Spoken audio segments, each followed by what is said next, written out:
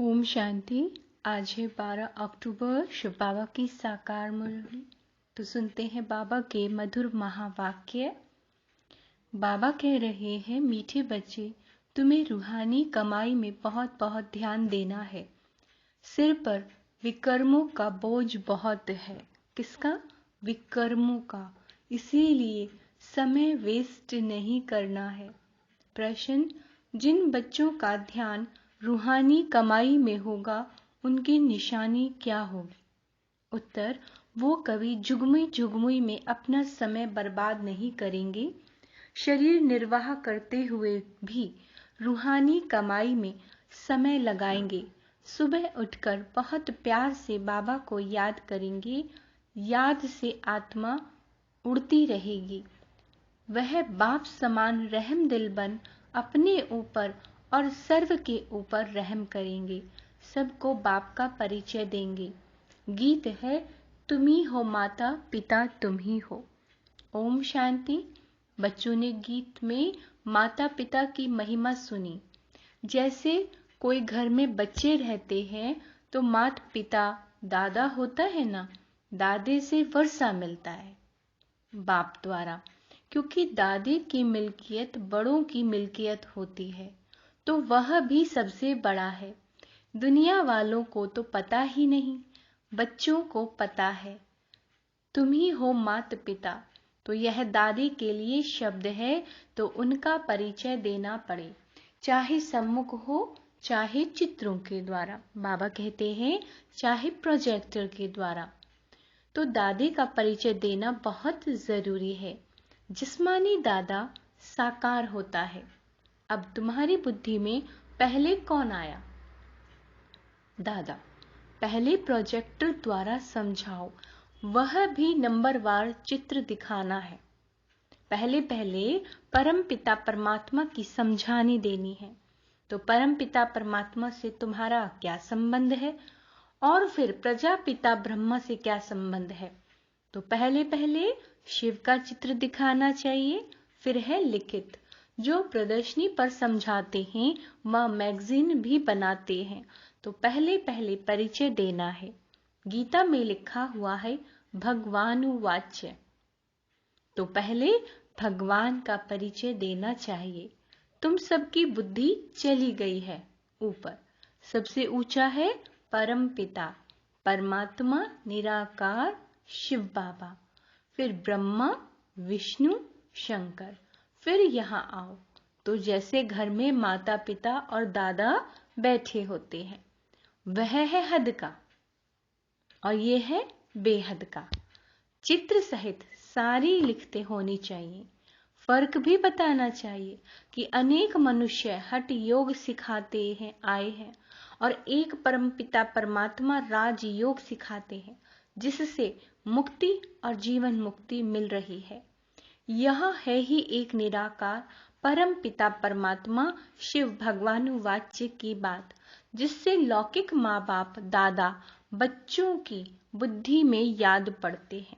हो बहू, तुम्हारी बुद्धि में भी ऐसे है। यह सिर्फ पारलौकिक है, वह है लौकिक। तुमको निश्चय है कि यह है शिव बाबा हमारा बाप है, तो उनको याद करना चाहिए। परंतु बच्चे भूल जाते हैं, टाइम बहुत वेस्ट करते हैं। वेस्ट टाइम नहीं करना चाहिए। क्यों नहीं करना चाहिए? क्योंकि विकर्मों का बोझ सिर पर बहुत है। आत्मा में खाद पड़ गई है, तो लिखना चाहिए परमात्मा कौन है। परमात्मा के चित्र और श्री कृष्ण के चित्र पर घड़ी घड़ी समझाना चाहिए। स्वर्ग और नरक के गोले बड़े अच्छे मशहूर हैं। नरक के गोलों पर लिख देना चाहिए कि यह है रावण राज्य, भ्रष्टाचारी दुनिया, और स्वर्ग के गोले पर लिखो यह है श्रेष्ठाचारी दुनिया।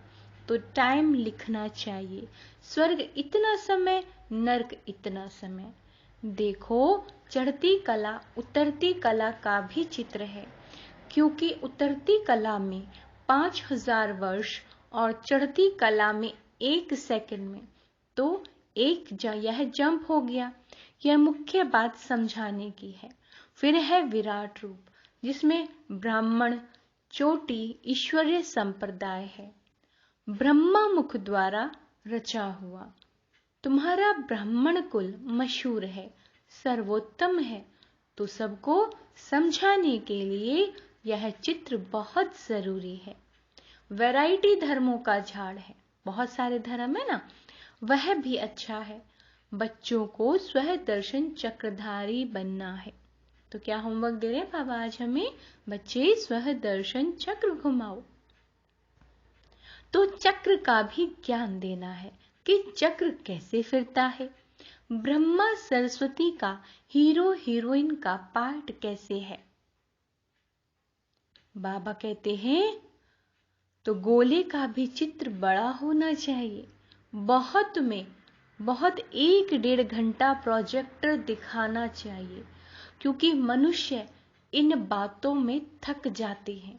स्टोरी तो कोई नहीं, यह तो ज्ञान की बात है। पहले जब लिखें तब अंदर में आ सके, तो दिखाने के लिए टिकट रखना चाहिए। पैसे वाली टिकटें नहीं, परंतु एंट्री पास हो। बड़े बड़े आदमियों को तो निमंत्रण दे बुलाना चाहिए, क्योंकि बड़ों बड़ों से ओपिनियन लिखाना है। झुंड के झुंड में कैसे लिखाएंगे और कैसे दिखाएंगे, क्योंकि समझाना भी है। इसलिए पहले पहले बड़े आदमियों को बुलाकर लिखाना है, फिर जनरल कर देना चाहिए। प्रदर्शनी में भी ऐसे, तो प्रोजेक्टर में भी ऐसे, मैगजीन में भी इन अच्छे चित्रों को बनाकर साथ साथ समझाने लिखो। फिर किसी को प्रेजेंट दे देना चाहिए।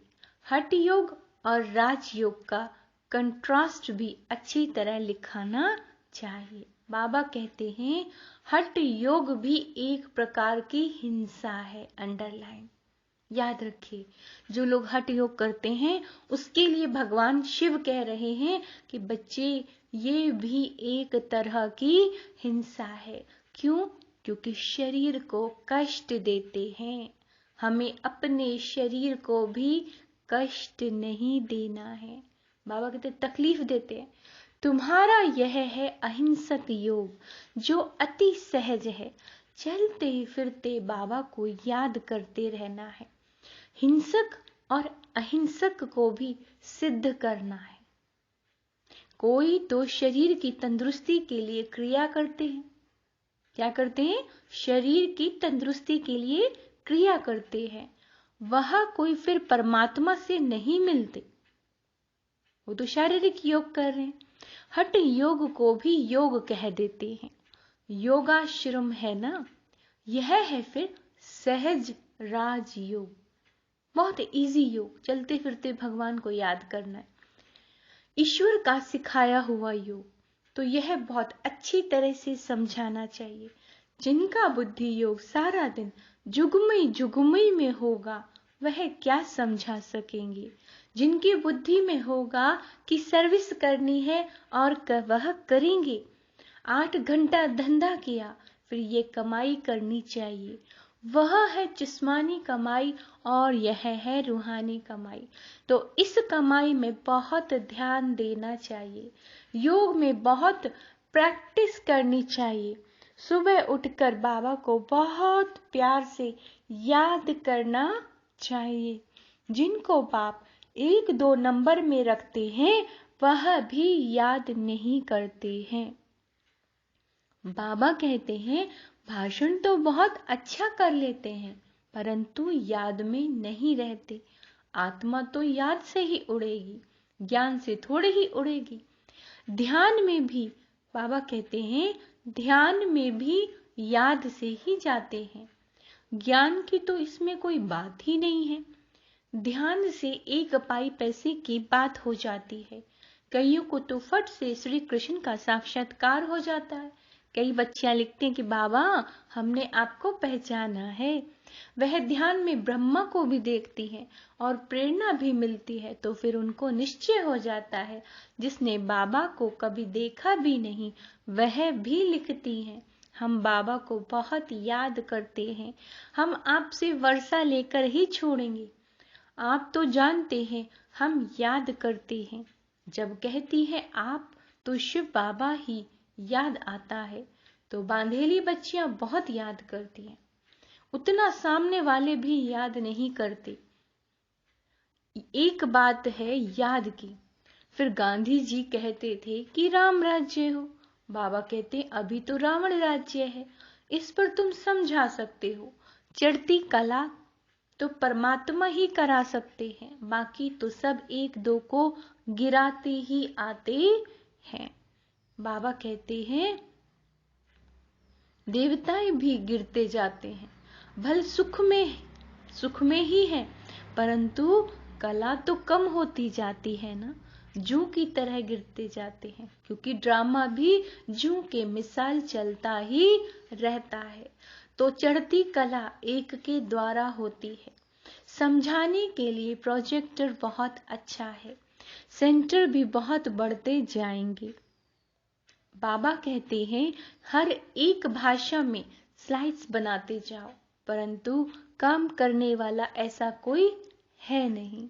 बाबा युक्तियां तो बता देते हैं, परंतु काम करने वाला चाहिए, तो सर्विस बहुत बहुत बढ़ सकती है। बच्चों को अपने भाई बहनों पर बहुत रहम करना चाहिए। बाबा रहम दिल है।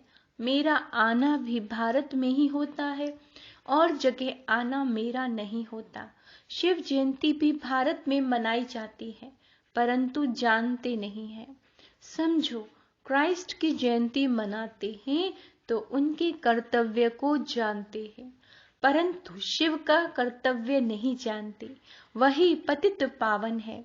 भारत बड़ी ते बड़ा तीर्थ है। गीता में श्री कृष्ण का नाम डालने से इतने बड़े तीर्थ भारत की महिमा गुम हो गई है। देखो, मोहम्मद गजनवी ने मंदिर लूटा था। अगर उनको ये मालूम होता कि यह हमारे बाबा का मंदिर है तो लूटते थोड़े ही। अल्लाह के मंदिर को कौन लूटेगा जिसने स्वर्ग की स्थापना की। अगर शिव बाबा को जानते तो कभी मंदिर को हाथ ना लगाएं। भल वह शिव को माथा टेकते हैं, परंतु जान गए तो कभी ना लूटे। सिर्फ गीता में श्री कृष्ण का नाम डालने से यह सब कुछ हुआ है। गीता खंडन होने से देखो, बाबा कहते हैं क्या हालत है। अगर शिव का नाम होता तो वही गति सदगति दाता है। यह एक की ही महिमा है। अगर वह न आता तो पावन कैसे बनते, भारत को कैसे स्वर्ग बना सकते। यह गुप्त बात है। जानते हैं हम दुर्गति में थे, अब यहाँ बैठे हैं, परंतु जा रहे हैं। बच्चों को बहुत खुशी होनी चाहिए कि हम अपने लिए राजाई स्थापन कर रहे हैं, तो औरों को भी रास्ता दिखाकर प्रजा बनानी चाहिए। बड़ी मेहनत करनी चाहिए। है तो बहुत सहज, सिर्फ बाप को और वर्षे को याद करना है। क्या करना है? बाबा को याद करना है और वर्षे को याद करना है। सबको बाबा का परिचय भी देना है। स्वर्ग को याद करो, यह तो नर्क है। हम सो का अर्थ भी बाबा ने समझाया है। क्या थे? हम सो देवता, हम सो क्षत्रिय, हम सो वैश्य, हम सो शूद्र। और कोई तो इन बातों को समझते नहीं। तो विराट रूप में ये समझाना है कि हम सो देवता थे, बनते हैं। अभी हम स्वर्ग में गए कि गए। बहुत लोग पूछते हैं कितनी देर है। बाबा कहते तुम अब तैयार कहाँ हुए हो जो स्वर्ग में जा सको। ड्रामा तो बना हुआ है। जितनी जितनी स्थापना होती जा रही है तो विनाश ज्वाला भी धीरे धीरे बढ़ती जा रही है। धर्मों में झगड़ा शुरू होता जा रहा है। पहले पार्टीशन थोड़े ही था। तुम जानते हो, पहले एक देवता धर्म था। गीत है ना, आप मिले तो हम स्वर्ग का राज्य योग बल से ले रहे हैं। बाहुबल से कोई ले नहीं सकता। उनके पास बाहुबल है। रशिया अमेरिका आपस में मिल जाएं तो सारा राज्य ले सकते हैं। मगर बाबा कहते हैं परंतु ऐसा होता नहीं है। जब देवताओं का राज्य है तो वहां क्रिश्चियन बौद्धि नहीं होते। अब देवता धर्म की स्थापना हो रही है। भारत अविनाशी खंड है। बाप भी यहाँ आए हैं। ड्रामा में ऐसे ही है कि योग बल से राजाई मिलती है। भारत का प्राचीन योग मशहूर है, परंतु योग सिखाया किसने और कैसे, वो कोई भी नहीं जानते। श्री कृष्ण ने तो योग नहीं सिखाया, परम पिता परमात्मा ही योग सिखला रहे हैं। यह कितनी अटपटी बात है जो बुद्धि से खिसक जाती है। कई तो जानते भी छोड़ देते हैं। तब बाप कहते हैं, क्या कहते हैं बाबा? समझदार देखना हो तो यहाँ देखो। समझदार वर्षा लेते हैं और बेसमझ छोड़ देते हैं। स्वर्ग का वर्षा गवा देते हैं। कहाँ का? स्वर्ग। महान मूर्ख महान सुजान देखना हो, बाबा कहते हैं तो यहाँ देखो। स्वर्ग में वह भी जाएंगे जो छोड़कर थोड़ा बहुत विज्ञान सुनकर आत्माएं चली गई हैं, वो भी स्वर्ग में जाएंगी, परंतु प्रजा में जाएंगे। तुम जानते हो सूर्यवंशी चंद्रवंशी प्रजा कैसे बनती है। बाप की गोद यहाँ मिलती है। मूल वतन में गोद का हिसाब नहीं है। बच्चा जब पैदा होता है तो गुरु की गोद में देते हैं। समझते हैं, क्या समझते हैं? गुरु की गोद में नहीं गया तो दुर्गति को पाएगा। छोटे बच्चों को भी गुरु करा देते हैं। गुरु बिगर गति नहीं, यह गुरुओं ने समझाया है। पता नहीं कब शरीर छूट जाए, पता नहीं कब शरीर छूट जाए। वहां तो जन्म ले फिर गुरु के पास जाते हैं। यहाँ तीनों कंबाइंड है। यह कोई शास्त्रों में लिखा नहीं कि वहां टीचर गुरु की गोद है। बाप ने पूछा, शिव बाबा को बाप है? कहते हैं हाँ। अच्छा, शिव बाबा को टीचर है, गुरु है? नहीं, सिर्फ माँ बाप मिलते हैं। ये गुह्य हिसाब है, ये अंडरलाइन, ये बहुत गुह्य हिसाब है। बाप बच्चों पर, बच्चे बाप पर बलिहार जाते हैं। लौकिक में बच्चे बाप पर बलिहार नहीं जाते, बाप जाते हैं। तो यह समझने की बात है कि बरोबर परमात्मा बाप टीचर सदगुरु है, उनसे ही वर्षा मिलता है। अच्छा, मीठे मीठे सिके लदे बच्चों प्रति माता पिता बाप दादा का याद प्यार और गुड मॉर्निंग। रूहानी बाप के रूहानी बच्चों को नमस्ते। हम रूहानी बच्चों की रूहानी बाप दादा को याद प्यार गुड मॉर्निंग, नमस्ते मीठे बाबा, शुक्रिया बाबा, शुक्रिया। धारणा के लिए मुख्य सार, स्व दर्शन चक्रधारी बनना है। हम ब्राह्मण चोटी हैं। स्वदर्शन चक्र में आज क्या बताया है ना, कैसे घुमाना है बाबा ने। ईश्वरी संप्रदाय के हैं, ब्राह्मण चोटी हैं और ईश्वर संप्रदाय के हैं। हमें इस नशे में रहना है, अपना समय बाबा की याद में सफल करना है, रूहानी सर्विस में बिजी रहना है, बाप पर पूरा पूरा बलिहार जाना है। वरदान, एक रस स्थिति के आसन पर, एक रस स्थिति के आसन पर मन बुद्धि को बिठाने वाले सच्चे तपस्वी हैं। तपस्वी सदा आसनधारी होते हैं, वो कोई ना कोई आसन पर बैठ तपस्या करते हैं। आप तपस्वी बच्चों का आसन है एक रस स्थिति अर्थात फरिश्ता स्थिति। इन्हीं श्रेष्ठ स्थितियों के आसन पर स्थित होकर तपस्या करो। जैसे स्थूल आसन पर शरीर बैठता है, ऐसे श्रेष्ठ स्थिति के आसन पर, अंडरलाइन, ऐसे श्रेष्ठ स्थिति के आसन पर मन बुद्धि को बिठा दो और जितना समय चाहो जब चाहो आसन पर बैठ जाओ। इस समय श्रेष्ठ स्थिति के आसन पर बैठने वालों को भविष्य में, जो इस समय श्रेष्ठ स्थिति के आसन पर बैठते हैं, वही आत्माएं भविष्य में राज्य का सिंहासन प्राप्त करती हैं। स्लोगन है, दूसरे के विचारों को अपने विचारों से मिलाकर सर्व को सम्मान देना ही माननीय बनना है। अच्छा, ओम शांति।